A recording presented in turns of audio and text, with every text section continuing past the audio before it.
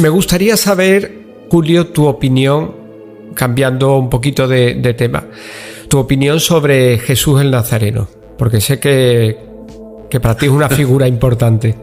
Sí, totalmente. ¿Qué puedo opinar? Es el primer rebelde de la historia de la humanidad que decidió ser rebelde hasta las últimas consecuencias, y después de él aparecieron todos los demás.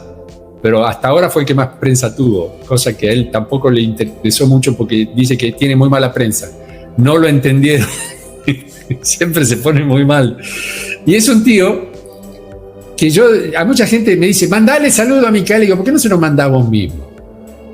¿Por qué no lo construís en vos? ¿Qué cara querés que tenga? ¿Qué voz querés que tenga?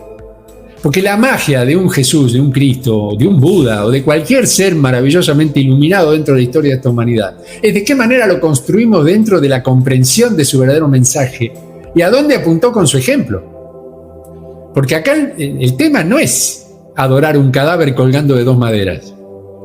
Eso es lo más banal y lo más estúpido que he visto en mi vida. Y lamento si ofendo a alguien y pido perdón humildemente. Yo lo hago cada vez que lo digo y digo, no quiero ofender, pero no me sale decirlo de otra manera, porque la tremenda enseñanza que este maravilloso ser dejó después de todas sus vidas posteriores a eso, absolutamente nadie le está dando importancia, porque no la conocen, porque se sentó a la diestra del Padre y ahí se quedó aburrido mirando pasar aviones, como digo más de una vez en una forma muy despectiva, porque digo, no debe ser nada más aburrido que estar sentado a la diestra mirando qué y haciendo qué y conociendo qué tipo de ser era.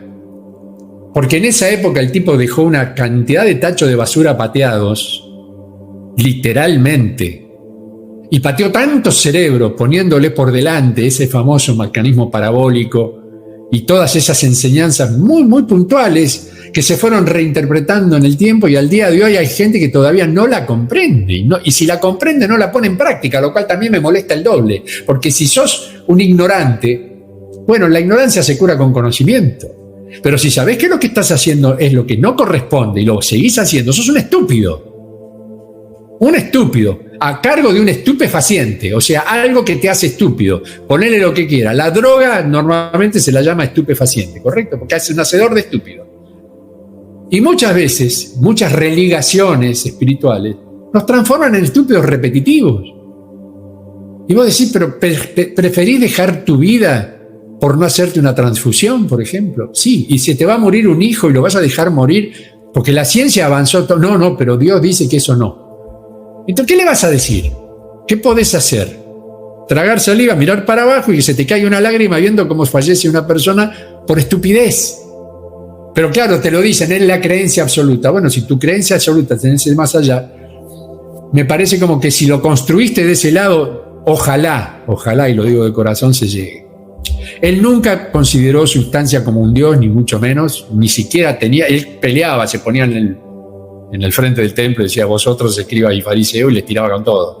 Los líos que armó en el Sanedrín y con toda, esa gente que eran los dueños del verdadero poder, ya no hace falta ni que lo diga yo, está perfectamente explicado, y el caballo de Troya está ejemplificado al dedillo. O sea, estamos hablando de 12 tomos de una historia que supera cualquier otra historia. Bueno, perfecto. El que no lo leyó, lo recomendamos. Y el que lo leyó me va a hacer así, seguro, con la cabeza, porque es uno de esos libros que te pusiste a leer y son las 5 de la mañana y todavía seguís leyendo, ¿viste? Entonces, cuando yo me reencuentro con él, ya en la figura del Micael, el sanador, el Sananda, el que estuvo en la India, el que fue ungido en la India con capacidades de sanación, el que descubre su verdadera realidad cuando en realidad ya venía de una realidad mayor. Él cuando llega acá, llega de quinta dimensión, cumpliendo un examen profundo para poder ingresar en sexta. Y tiene que crear un paradigma planetario, tiene que crear todo un mecanismo para que ese mecanismo demuestre sus capacidades, y de hecho logra hasta ahí. Pero cuando lo asume el Sanedrín y lo transforma en lo que es, porque en realidad si hoy hablamos del Vaticano estamos hablando del Sanedrín, son los resabios del Sanedrín. De hecho, hasta tiene la misma cantidad de apóstoles, ¿cómo se dice?, de obispo, Caifás vestida de blanco con un gorro de 3 puntas. Bueno, si querés más ejemplos, lo que hay que hacer es leer. Yo no quiero aburrir con ejemplos que ya muchos los conocen y otros hasta tienen miedo de mencionarlos. Pero yo siempre dije, si estamos hablando de la iglesia de mi querido flaco, ¿qué corno está haciendo en Roma, en el centro del imperio? Sería un tanto más lógico que estuviera en Jerusalén.